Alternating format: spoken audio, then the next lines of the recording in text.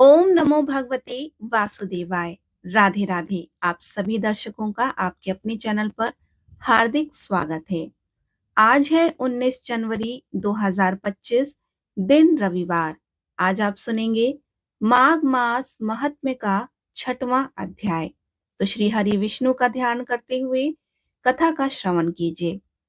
पूर्व समय में सतयुग के उत्तम निषेध नामक नगर में हेमकुंडल नाम वाला कुबेर से सदृश धनी वैश्य रहता था, जो कुलीन, अच्छे काम करने वाला, देवता, अग्नि और ब्राह्मण की पूजा करने वाला, खेती का काम करता था। वह गौ, घोड़े, भैंस आदि का पालन करता, दूध, दही, छाछ, गोबर, घास, गुड़, चीनी आदि अनेक वस्तु बेचा करता था, जिससे उसने बहुत सा धन इकट्ठा कर लिया।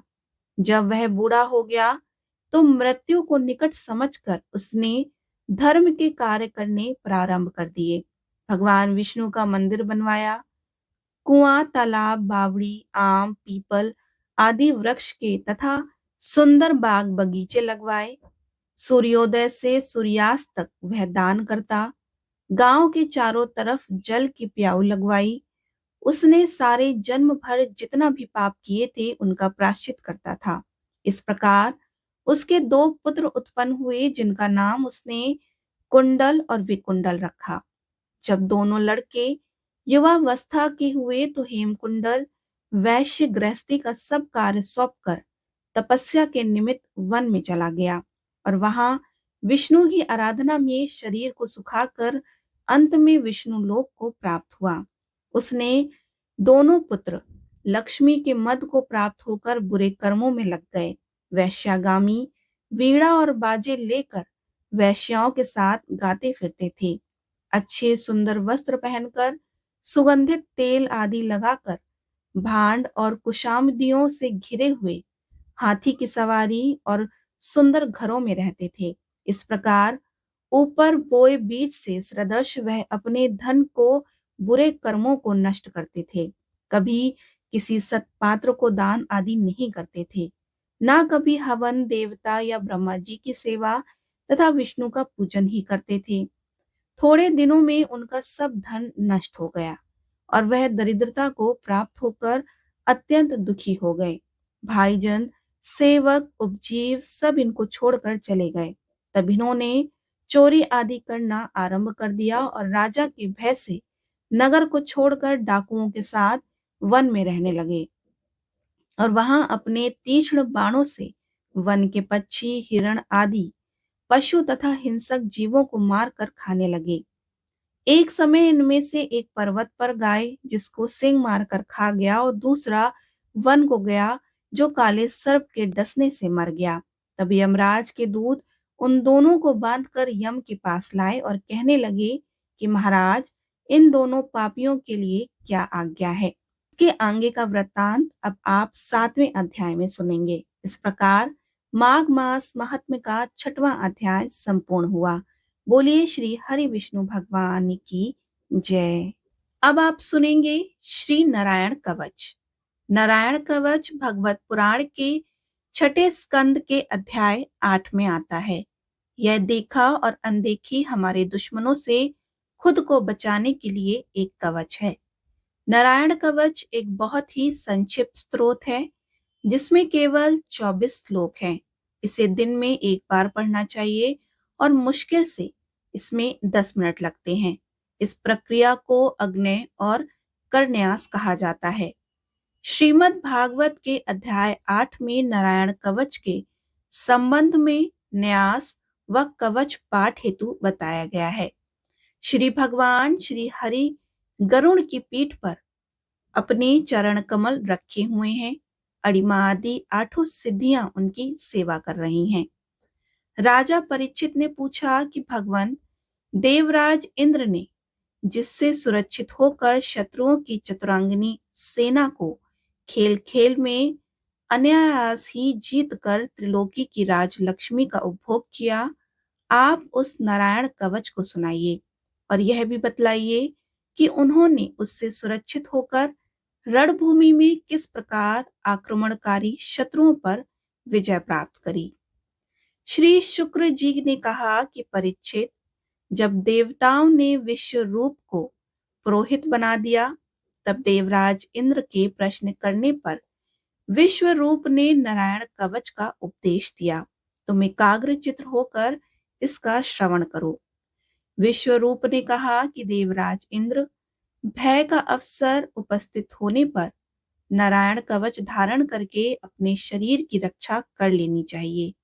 उसकी विधि यह है कि पहले हाथ पैर धोकर आचमन करें, फिर हाथ में कुश की पवित्री धारण करके उत्तर मुख कर कर बैठ जाएं।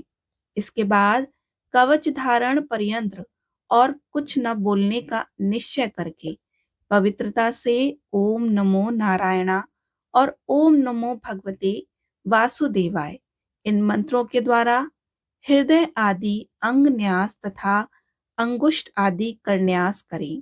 पहले ओम नमो नारायणाय इस अष्टाक्षर मंत्र के ओम आदि 8 अक्षरों का क्रमशः पैरों, घुटनों, जांघों, पेट, हृदय, वक्षस्थल, मुख और सिर में न्यास करें। पूर्वोक्त मंत्र के यकार से लेकर ओंकार तक 8 अक्षरों का सिर से आरंभ कर उन्हीं 8 अंगों में विपरीत क्रम से न्यास करें। तदंतर ओम नमो भगवते वासुदेवाय इस द्वादश अक्षर मंत्र के ओम आदि 12 अक्षरों का दाई तर्जनी से बाई तर्जनी तक दोनों हाथों की 8 उंगलियों और दोनों अंगूठों की 2-2 गांठों में न्यास करें। फिर ओम विष्णवे नमः इस मंत्र के पहले अक्षर ओम का हृदय में, वी का ब्रह्म रंध्र में, शा का भगों के बीच, ड़ा का चोटी में, वे का दोनों नेत्रों में और ना का शरीर की सब गांठों में न्यास करें। तदंतर ओम मह अस्त्राय फट कहकर दिग्बंध करें और इस प्रकार न्यास करके इस विधि को जानने वाला पुरुष मंत्र में हो जाता है। इसके बाद समग्र ऐश्वर्य, धर्म, यश, लक्ष्मी, ज्ञान और वैराग्य से परिपूर्ण इष्ट देव भगवान का ध्यान करें और अपने को भी तद्रूप ही चिंतन करें। तत्पश्चात विद्या, तेज और तप स्वरूप इस कवच का पाठ करें। भगवान श्री हरि गरुड़ जी की पीठ पर अपने चरण कमल रखे हुए हैं। अणिमा आदि 8 सिद्धियां उनकी सेवा कर रही हैं। 8 हाथों में शंख, चक्र, ढाल, तलवार, गदा, बाण, धनुष और पाश धारण किए हुए हैं। वे ही ओंकार स्वरूप प्रभु सब प्रकार से सब ओर मेरी रक्षा करें। मत्स्य मूर्ति भगवान जल के भीतर जल जंतुओं से और वारुण के पाश से मेरी रक्षा करें। माया से ब्रह्मचारी रूप धारण करने वाले वामन भगवान स्थल पर और विश्व रूप श्री त्रिविक्रम भगवान आकाश में मेरी रक्षा करें। जिनके घोर अट्टहास करने पर सब दिशाएं गूंज उठी थी और गर्भवती दैत्य पत्नी के गर्भ गिर गए थे। वे दैत्युत पतियों के शत्रु भगवान नरसिंह किले, जंगल, रणभूमि आदि विकट स्थानों पर मेरी रक्षा करें। दहाड़ों पर पृथ्वी को उठा लेने वाले यज्ञ मूर्ति वराह भगवान मार्ग में परशुराम जी, पर्वतों के शिखरों और लक्ष्मी जी के सहित भरत के बड़े भाई भगवान रामचंद्र प्रवास के समय मेरी रक्षा करें। भगवान नारायण मारण मोहन आदि भयंकर अभिचारों और सब प्रकार के प्रमादों से मेरी रक्षा करें। ऋषि श्रेष्ठ नर गर्व से योगेश्वर भगवान दत्तात्रेय योग के विघ्नों से और त्रिगुणाधिपति भगवान कपिल कर्म बंधन से मेरी रक्षा करें। परम श्री सनत कुमार कामदेव से हैग्रीव भगवान मार्ग में चलते समय देव मूर्तियों को नमस्कार आदि न करने पर अपराध से, देवर्षि नारद सेवा अपराधों से और भगवान कच्छप सब प्रकार के नरकों से मेरी रक्षा करें। भगवान धन्वंतरी कुपत से जितेंद्र भगवान ऋषभ देव सुख दुख आदि भयदायक द्वंद्वों से, यज्ञ भगवान लोकापवाद से, बलराम जी मनुष्यकृत कष्टों से और श्री शेष जी क्रोधवश नामक सर्पों के गणों से मेरी रक्षा करें। भगवान श्री कृष्ण द्वैपायन व्यास जी अज्ञान से तथा बुद्ध देव पाखंडियों से और प्रमाद से मेरी रक्षा करें। धर्म रक्षा करने वाले महान अवतार धारण करने वाले भगवान कल की पाप बहुल कल की काल के दोषों से मेरी रक्षा करें। प्रातःकाल भगवान केशव अपनी गदा लेकर कुछ दिन चढ़ जाने पर भगवान गोविंद अपनी बांसुरी लेकर, दोपहर के पहले भगवान नारायण अपनी तीक्ष्ण शक्ति लेकर और दोपहर को भगवान विष्णु चक्रराज सुदर्शन लेकर मेरी रक्षा करें। तीसरे पहर में भगवान मधुसूदन अपना प्रचंड धनुष लेकर मेरी रक्षा करें। सायकाल में ब्रह्मा आदि त्रिमूर्तिधारी माधव, सूर्यास्त के बाद ऋषिकेश, अर्धरात्रि के पूर्व तथा अर्धरात्रि के समय अकेले भगवान पद्मनाभ मेरी रक्षा करें। रात्रि के पिछले पहर श्री वत्सलक्ष श्री हरि, उषा काल में खड्गधारी भगवान जनार्दन, सूर्योदय से पूर्व श्री दामोदर और संपूर्ण संध्याओं में कालमूर्ति भगवान विश्वेश्वर मेरी रक्षा करें। सुदर्शन आपका आकार चक्र की तरह है और आपके किनारे का भाग प्रलयकालीन अग्नि के समान अत्यंत तीव्र है।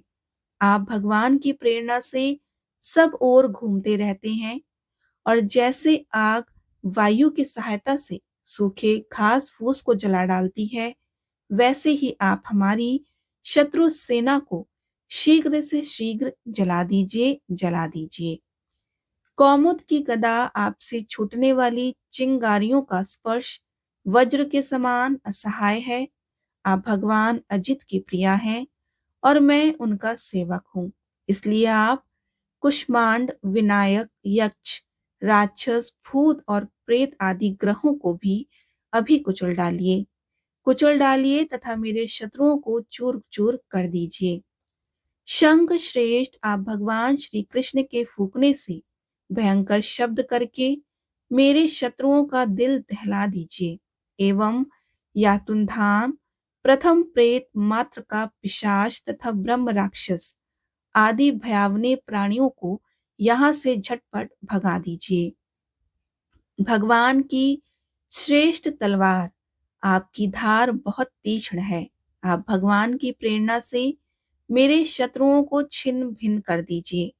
भगवान की प्यारी ढाल, आप में सैकड़ों चंद्रकार मंडल हैं।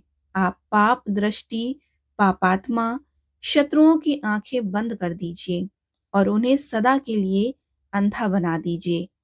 सूर्य आदि ग्रह, धूमकेतु आदि केतु, दुष्ट मनुष्य, सर्प आदि रेंगने वाले जंतु, दाढ़ों वाले हिंसक पशु, भूत प्रेत तथा पापी प्राणियों से हमें जो जो भय हो और जो जो हमारे मंगल के विरोधी हों, वे सभी भगवान के नाम, रूप तथा आयुधों का कीर्तन करने से तत्काल नष्ट हो जाएं।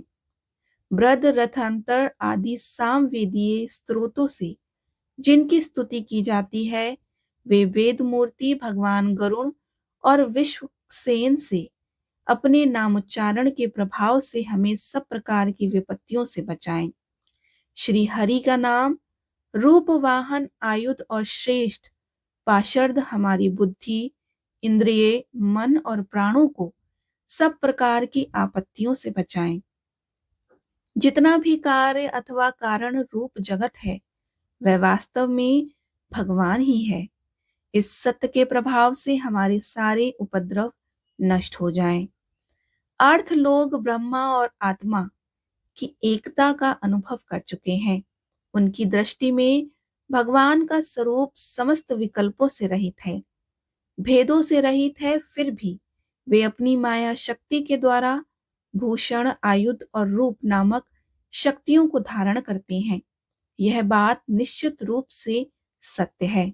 इस कारण सर्वज्ञ, सर्वव्यापक भगवान श्री हरि सदा सर्वत्र सब स्वरूपों से हमारी रक्षा करे, जो हमें अपने भयंकर अट्टहास से सब लोगों को भय को भगा देते हैं और अपने तेज से सबका तेज ग्रस्त कर लेते हैं। वे भगवान नरसिंह दिशा विदिशा से नीचे ऊपर बाहर भीतर सब ओर से हमारी रक्षा करें। देवराज इंद्र, मैंने तुम्हें यह नारायण कवच सुना दिया। अब इस कवच से तुम अपने को सुरक्षित कर लो। बस फिर तुम अनायास ही सब दैत्य युद्धपतियों को जीत कर लोगे। इस नारायण कवच को धारण करने वाला पुरुष जिसको भी अपनी नेत्रों से देख लेता है अथवा पैर से छू देता है, वो तत्काल समस्त भयों से मुक्त हो जाता है। तो इस वैष्णवी विद्या को धारण कर लेता है, उसे राजा, डाकू, प्रेत, पिशाच आदि और बाघ आदि हिंसक जीवों से कभी किसी प्रकार का भय नहीं होता। देवराज, प्राचीन काल की बात है, एक कौशिक गोत्रीय ब्राह्मण ने इस विद्या को धारण करके योग धारणा से अपना शरीर मरुभूमि में त्याग दिया। जहां उस ब्राह्मण का शरीर पड़ा था, उसके ऊपर से एक दिन गंधर्वराज चित्ररथ अपनी स्त्रियों के साथ विमान पर बैठकर निकले। वहां आते ही वे नीचे की ओर सिर किए हुए विमान सहित आकाश से पृथ्वी पर गिर पड़े और इस घटना से उनके आश्चर्य की सीमा ना रही। जब उन्हें बालखिल्य मुनियों ने बतलाया कि यह नारायण कवच धारण करने का प्रभाव है, तब उन्होंने उस ब्राह्मण देव की हड्डियों को ले जाकर पूर्व वाहिनी सरस्वती नदी में प्रवाहित कर दिया और फिर स्नान करके वे अपने लोक में चले गए। श्री शुक्रदेव जी कहते हैं कि परीक्षित, जो पुरुष इस नारायण कवच को समय पर सुनता है और जो आदर पूर्वक इसे धारण करता है, उसके सामने सभी प्राणी आदर से झुक जाते हैं और सब प्रकार के भयों से मुक्त हो जाता है। परीक्षित, शत शुक्र इंद्र ने आचार्य विश्वरूपी से यह वैष्णवी विद्या प्राप्त करके रणभूमि में असुरों को जीत लिया और त्रिलोक लक्ष्मी का उपभोग करने लगे। बोलिए श्री हरि विष्णु भगवान की जय। लक्ष्मी मैया की जय।